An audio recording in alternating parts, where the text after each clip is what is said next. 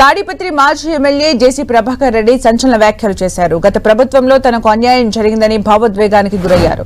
తనను తన కుటుంబ సభ్యులను దొంగలుగా చిత్రీకరించే ప్రయత్నం చేశారన్నారు. అప్పటి మంత్రి పేర్ని నాని, ట్రాన్స్పోర్ట్ కమిషనర్ సీతారామాంజనేయులు తమను వేధించారని అన్నారు. తన బస్సుల్ని సీజ్ చేయడంపై 10 రోజుల్లో విచారణ జరిపించాలని జేసీ ప్రభాకర్ రెడ్డి డిమాండ్ చేశారు.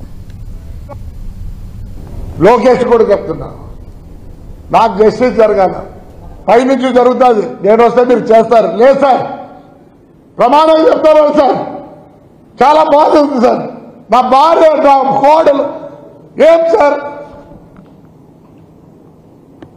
ఎంత దూరం ఉందో అంత దూరం ఉందా బ్రేక్ స్వాటర్లో చిత్తూరు నుంచి వచ్చి చక్రీ బోర్డు రాస్తారా?